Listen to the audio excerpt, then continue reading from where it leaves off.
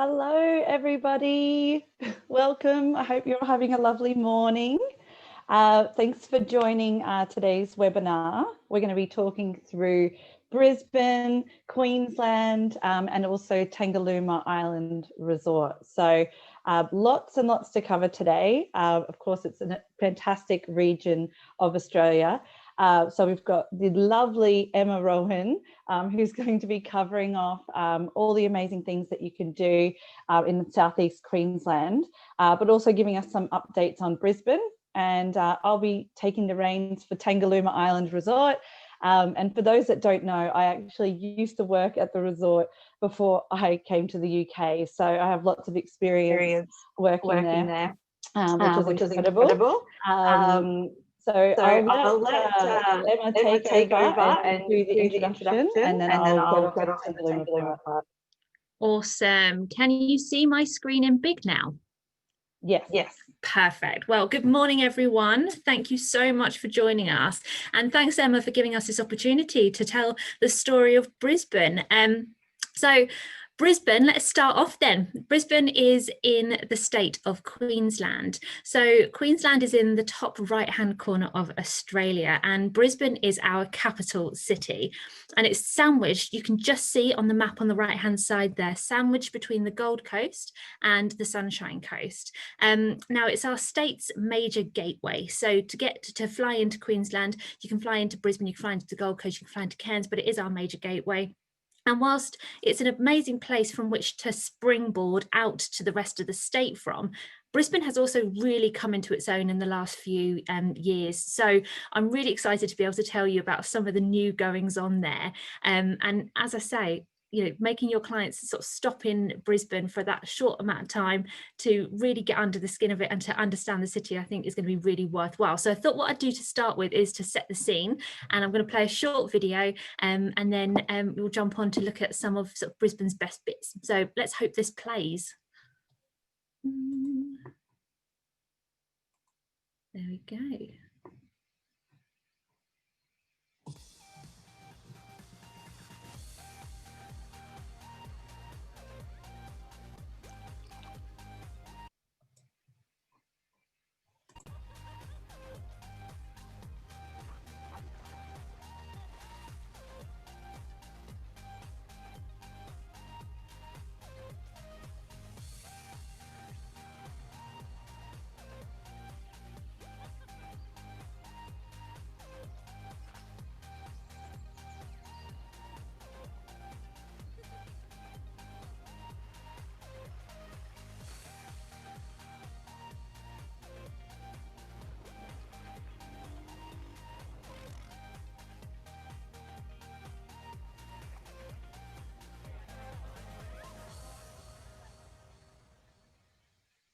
Awesome. So Brisbane's best features. So Brisbane, what's amazing about Brisbane is that it really is that outdoor living alfresco city. It's set all along the Brisbane River, which has got a really ancient connection to the river, but the river very much is the lifeblood of the city. So you can see in that top picture there on the left-hand side, the Brisbane, the Story Bridge River, Story Bridge over the Brisbane River, and underneath it you've got a brand new leisure wharf called Howard Smith Wharfs, where you've got breweries and you've got beautiful restaurants and even a hotel down there as well, but all set along that riverway. It's got a real sort of urban and adventurous vibe to it, and because of that alfresco nature of the city, everything happens outdoors. So dining happens outdoors, cycling along the riverfront happens outdoors. Here you've got rock climbing at Kangaroo Point. You can do a climb actually over that Story Bridge. There you can join a walking tour. It's a kind of city where being outdoors is really encouraged and is amazing because of that amazing weather that we have all year round. So you've got over 280 days of sunshine, and it's that subtropical temperature which makes it so al fresco. To the east of the city, you've got some real fantastic natural assets in the form of our bay area, and then also you've got Stradbroke Island and Moreton Island, and Emma's going to cover off that Moreton Island and Tangalooma Bay piece at the end of my piece. But a stone's throw from the city, within 30 minutes, you can be out by the bay, you can be out sort of set in nature. And then to the west of the city, it's a similar story. You've got those amazing mountainous peaks of the scenic rim, subtropical rainforests. You've got the national parks, Tambourine Mountains out there. You've got Lamington National Park, and then you've got some fantastic lodges as well. So I'll come on to tell you a bit about those in a tick too. But it's this combination of urban and nature that makes it Australia's real nature city. So what Brisbane has to offer. So it's got a fantastic food and drink scene. So all throughout the city in different neighbourhoods, you've got some real sort of flourishing dining scenes happening. So you've got eateries such as Three Blue Ducks. The picture here is actually a restaurant called Agnes in Fortitude Valley. But you've got some fantastic fine dining options, but also you've got some real market options as well. So Eat Street Market, located on the North Shore, you can go and tinker around different cuisines. My favourite there is the dumplings for sure, but as well as sort of those foodie scenes, we've also got a real growing drink scene in the form of craft breweries. We've got distilleries that are opening up and a few wineries as well. As I've already said, it's a real sort of urban adventure kind of city as well. Grab a bike, head out, see the city from this angle. You can actually go and see whales from the city. So Emma's going to cover off that in a bit more detail at the end of the pres as well. You know, grabbing a bike, grabbing a kayak. It's all about sort of having that outdoor experience. And then my favorite is grabbing a cruise and heading out to Lone Pine Koala Sanctuary. So within minutes of being in the city centre, you can be immersed with seeing over 130 koalas at Lone Pine Koala Sanctuary. And you know, having that outdoor lifestyle, as I've already said, is fantastic, and there's no place better to really soak in the sunshine than at the South Bank Streets beach. So there's a picture here. It looks like a tropical island. I mean, you wouldn't believe that this is actually in the center of the city. It's free to go and find a spot on the sand and just you know, grab a half an hour of just complete relaxation whilst you're exploring that city. One of my other favourites is actually heading up to Mount Kutar. So Mount Kutar is a mountain just set moments from the city centre. I mean, there's not many cities, I think, that you can say that you can climb a mountain to get those views over the cityscape. And my other favourite is definitely the Botanic Gardens. So you can do this in the day. My favourite is to go at dusk because they have some beautiful twinkly lights that really sort of bring the Botanic Gardens to life. But as I've said, so Brisbane over the last few years has gone through a real sort of renovation in the amount of property that you can stay in. So the changing face of Brisbane, as I say, hotels have been growing here sort of year on year, and we've got some absolutely fantastic options now available. So it's gone from being, you know, a bit of a corporate city to really sort of opening it up for that leisure visitor. So some of our faves, the Emporium Hotel on the South Bank, it's got the most amazing views out over the city. So it's got this infinity pool, grab a drink at the terrace bar, enjoy a sundowner. Even if you're not staying there, just having those views over the city is incredible. But some really cool other options, the Hotel. It's a sort of quite a trendy, Great Gatsby-esque Art Deco kind of hotel located in New Farm, and the Fantalzo. So that's actually the hotel that's underneath the Story Bridge around the Howard Smith Wharfs area. Just been taken by Crystal Brook Collection as well. So we're looking forward to seeing what that means. But new 5-star hotels, new 4-star hotels. So there's a whole suite of hotels that your clients can stay at and really, really enjoy. The picture here is the beautiful pool at the Carlisle Hotel. So that just gives a view of what it's like there.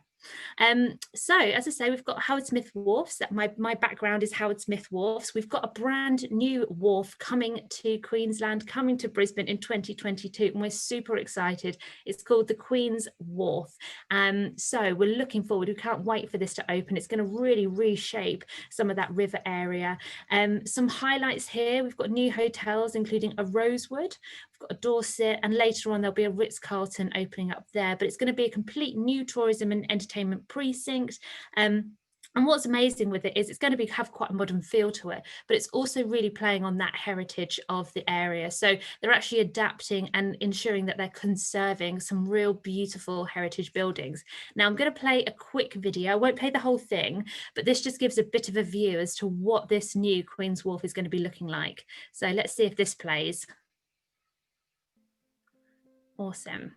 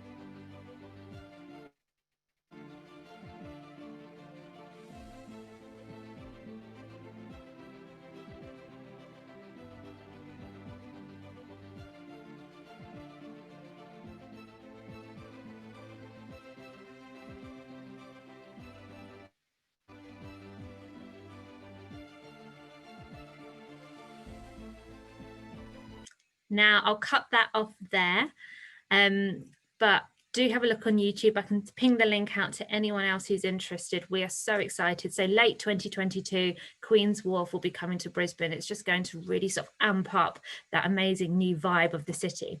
Now, what is super exciting about Brisbane is just the proximity to some of those real natural wonders. So from Brisbane, you can head out, even just for the day, get out to Lamington National Park, out to Tambourine Mountain. This is one of my favorite things to do, is to head out and do the treetop challenge. So 70 meters up, flying across along the canopy of the subtropical rainforest, and there's lots to see and do out in these national parks, just a stone's throw from the city. Getting out, glamping and camping, and there's some amazing eateries, just again moments from the city. This is Sirime Winery here, so head out for a beautiful degustation menu, or one of the glamping tents would be an amazing night's accommodation, and nature experiences too. So hiking, you know, again 30 minutes from the CBD and you're out in the subtropical rainforest. So this picture here that I've got on the right hand side is a picture from the brand new Spices Scenic Rim walking trail, which is a 5-day 50-kilometer walk. I mean, super close to the city, but getting out and just having that natural experience is a joy. And then just coming on to the island. So again, to the east of the city, you've got these two huge sand islands. So after Fraser Island, Stradey, so North Stradbroke Island and Moreton Island are actually 2 and 3 of the largest sand islands in the world.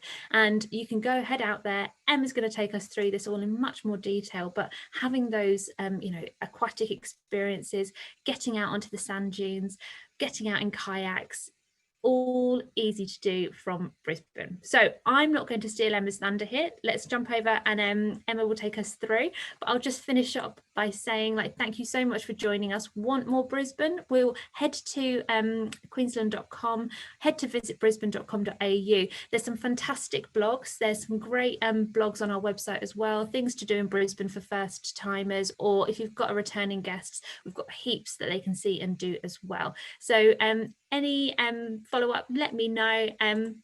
Here's our details to get in touch, and I'm sure Emma will follow up after this session, so with more information. Now, Emma, are you all right to then take us through amazing Moreton Island and cover off island resorts? I just love, like, everything that you covered off. It just shows how special Brisbane is, and it ticks so many of those bucket list experiences, like hiking, the cityscape, but also the aquatic experiences.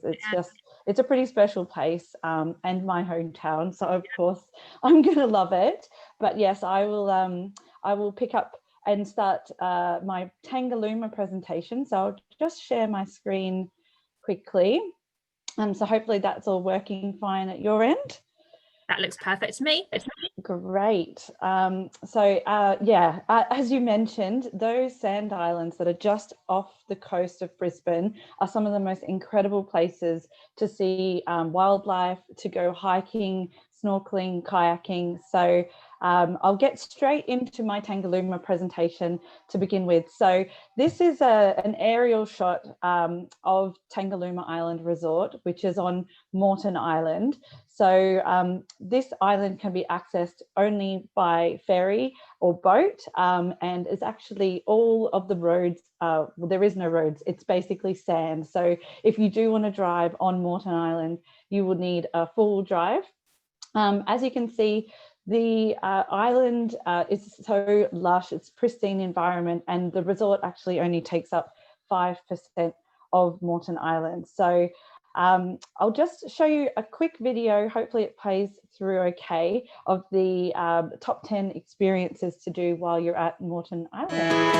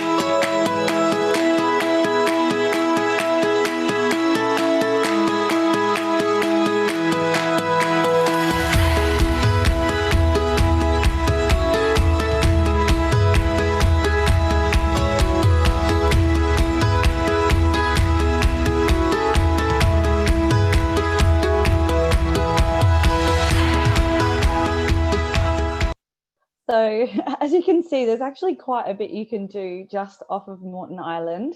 The highlights for me, I guess, would definitely be the whale watching, the dolphin feeding, but also those really cool bus tours that you can do around the island. So they're these big four-wheel drive buses with massive wheels, and they sort of take you through all these winding tracks. So I'll get to a bit more about the activities in a moment, but just to set up exactly how you would get to Moreton Island, it's actually really, really close to Brisbane River and Brisbane CBD. So as you can see here on this map, it's actually 15 minutes, like by taxi or car, from the CBD to where the wharf is, which is where the Tangalooma boat departs.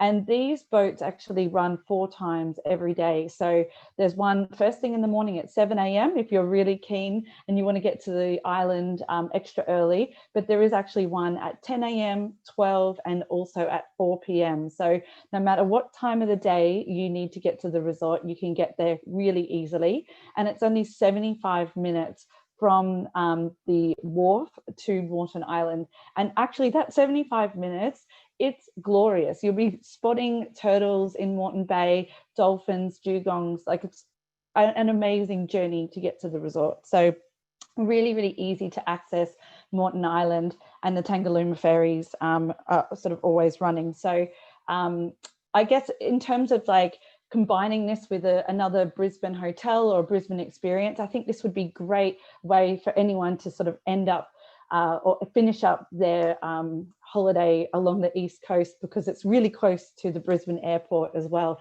So you could have your sort of Tangalooma adventure right at the end of the holiday. So you're soaking up as much sunshine as possible at the end of your trip back to the UK.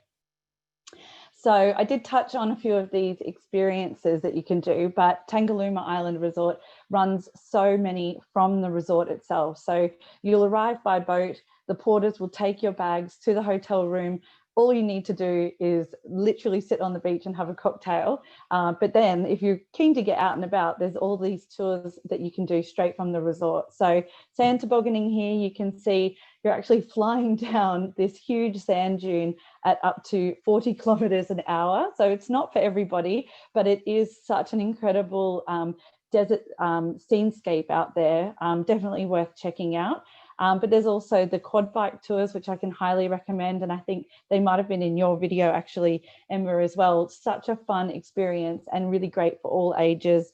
So highly recommend the quad bike tours. But there's also this incredible Tangalooma wreck. So these are actually shipwrecks that were purposefully sunk here. They did not all just run into each other.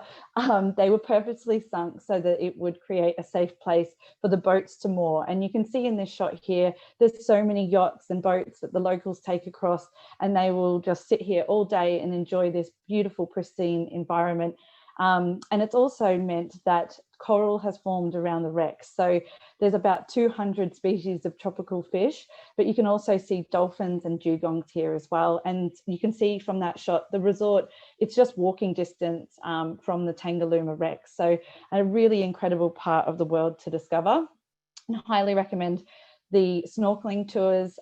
You can do these on your own, or you can take a tour from the resort where they'll even give you one of those floaty pool noodles and a life vest and everything, so you feel safe in the water. So they'll be keeping an eye on you as well. Some other experiences that you can do are actually the helicopter tours. Really amazing high-end experience for anyone that wants something a little bit more luxurious. You can fly all over the island, but also the parasailing is really incredible too. So lots of stuff that you can do straight from the resort. My personal favorite is the Eco Centre. So this is part of Tangalooma Island Resort. And because the resort is actually a family-owned resort for 30 years, the Eco Centre is a really large part of what the resort has to offer. It's all about the conservation of the wildlife and also managing the dolphin care sort of feeding program that they have. So obviously the wild dolphins that visit, they are wild, and they sometimes come in, you know, there might be 2 dolphins, sometimes there might be 10 dolphins. So this family of wild dolphins and the dolphin care team are like, I guess it's an experience that only you can have in the wild, so it needs to be monitored and made sure that people are respecting the animals' boundaries. So the dolphin care team that works at the resort makes sure that this is sort of, they're taking care of the wildlife in the area. So just a little bit more about the dolphins. So this is actually a family of dolphins that you can trace back through a family tree. So they've been visiting the resort for 30 years. And every evening they come in at sunset and they'll swim up and take a little fish out of your hand. So all of the fish that the dolphins eat, it's monitored so that they're only having 5% of their daily diet. But as you can see from this shot, they're actually swimming around just at your sort of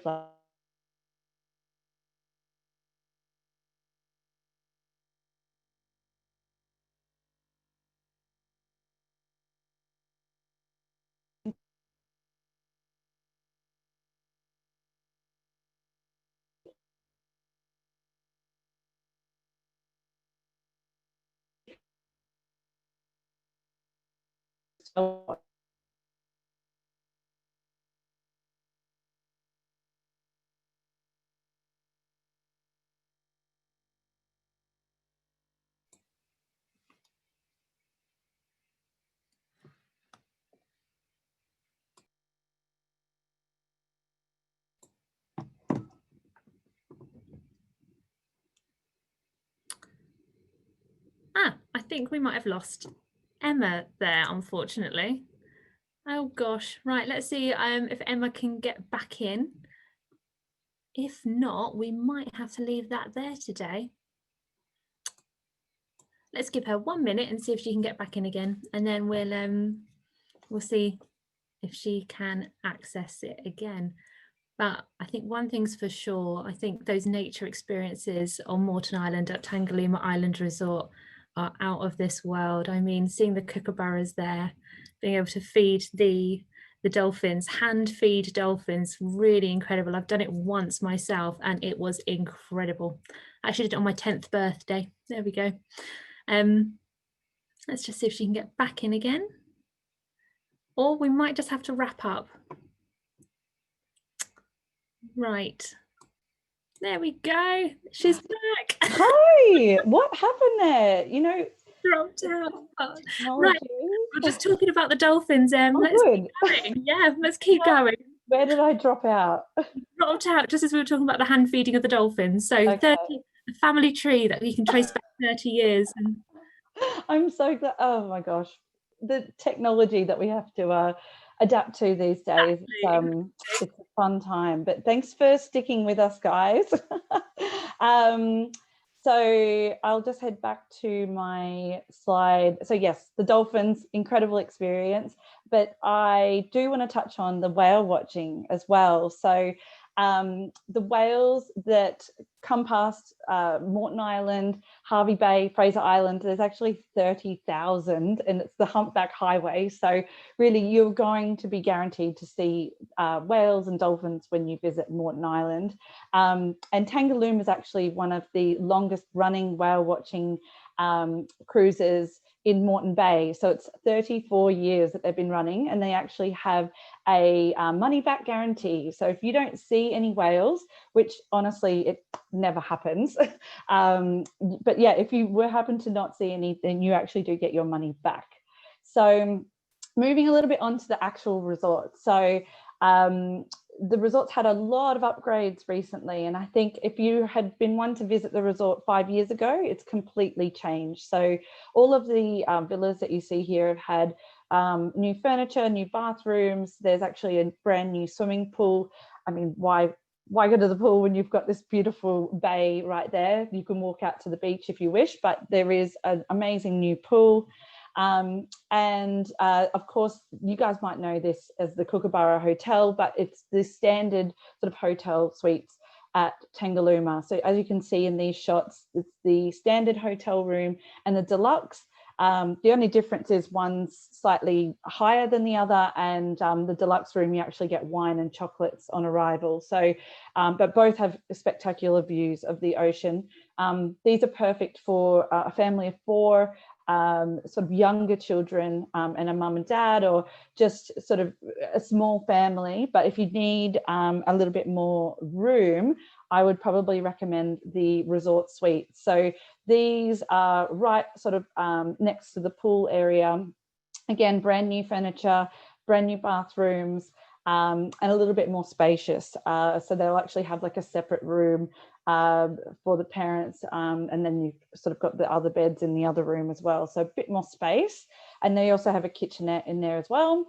There's the villas. So these are in 2 sections. There's the standard villa, but there's also the deluxe villa. So the difference between these is one does have air conditioning. So the deluxe, I would probably recommend for Brits. If you're going in summer, you want some air conditioning. If you're if you're sort of heading to Brisbane at that time of year. But any other time of year, I think what's really spectacular about Brisbane is you could go swimming in the ocean in winter and it's 24 degrees. It's just like one of those amazing places that all year round, it's really incredible. So the villas, they're a little bit further away from the main resort centre, but everything's walking distance at Tangalooma. So I would highly recommend these villas. And then moving on now to the deep blue apartment. So this is more sort of your top tier, 5-star sort of rooms and resort accommodation. So as you can see here as well, ocean views, but when you look down, you'll be able to see where the dolphins come in. So spectacular in the evening. You just sit out on your balcony and watch as the dolphins come in and play, and sip a glass of wine as the sun sets. So my video did sort of touch on that quite quickly, but what makes Tangalooma quite unique is that you'll get those sunsets over the ocean, which you don't really get on the east coast of Australia. So a really amazing place just to kick back and relax. So they're the resort accommodation styles, but there is actually also 6 food and beverage offerings at the resort. So again, all walking distance. Most of it is very like laid back Aussie sort of style eating, but there is some restaurants with some sort of international flavors as well. There's a convenience store, and there's actually, you can sort of buy drinks and things and take them back to your room or have a picnic. And they do actually build up picnic baskets too. So you can just go and find a spot on the sand and enjoy that sort of Queensland laid back lifestyle.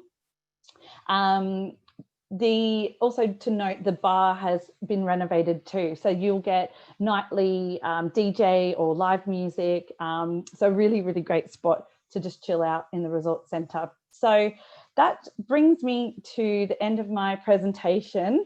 As you can see here, the pelicans are even social distancing at the moment, so you know it's safe. But there is a whole section on the website at the moment about the COVID safe sort of changes that they've made at the resort, so that everyone can feel confident and safe being a guest at the resort. So do check that out if you're interested. I will follow up again with all of the registered attendees with all of the information from both Emmas. So yeah, if you do want to get in touch or learn more about Tangalooma or about Brisbane and Queensland, my email address is there. So it's emma@slcrepresentation.com. And I'd love to connect and chat to you guys a bit more, answer any of your questions. So do feel free, even right now, if you want to pop anything into the Q&A. I think we've got one, Emma. There's a question here from Greg. So yeah. can you book the ferry transfer with Tangalooma Resort themselves, or just book direct with the ferry operator? So it is bookable through Tangalooma. So because there's a multiple sort of ferry times per day, there's quite a large capacity to be able to take people to the resort. There is another, if someone had a 4-wheel drive, for instance, there is another ferry operator that does transport cars to Moreton Island. So that's a bit more for your adventurous types that want to get out onto the sand and 4-wheel drive. It's not for the faint-hearted. But I would probably recommend for a British traveller, take the boat over and just relax, and then get someone else to drive the bus around, and you can explore the resort while someone else drives. So yeah, do book it through Tangalooma.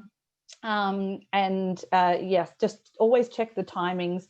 If there's an international sort of flight coming in, usually it's timed well with when the boats depart, so that people aren't sort of sitting at the wharf for too long, but always check the timings. And oh, Daryl, got another question coming through. Is there a kids club at the hotel? Yes, there's a it's almost like a sort of creche that they do with the kids club. I'd have to double check how that's still going with the new COVID rules, but let me follow that up for you. That's a really good question. And yes, the resort does do weddings. So they actually only allow one wedding per day, one booking. So you've got the whole sort of resort to yourself, which I think sometimes with weddings, that can be quite rare with resort and island escapes. There might be multiple weddings and you're sort of sharing the space. But yeah, with the weddings at Tangalooma, there's a whole page on the website, actually. If you check out that, you'll be able to see the whole offering for weddings for Tangalooma. So I don't think we have any more questions or anything else at the moment. So I think that's probably the end of our training for today. I just wanted to thank Emma again for joining. And obviously, you know, in this time, it's really difficult trying to sort of keep everyone connected, but I do think these online training sessions are really useful at inspiring and keeping everyone up to date. And then when the borders are reopened, I can't wait to start sending people back to Australia for these incredible holidays. So hopefully, yeah, we'll just keep inspiring you guys. If there is any feedback, do let me know, but I'll let you guys go and enjoy your day. Thanks again for joining, and we'll be in touch. Thanks, guys. Bye.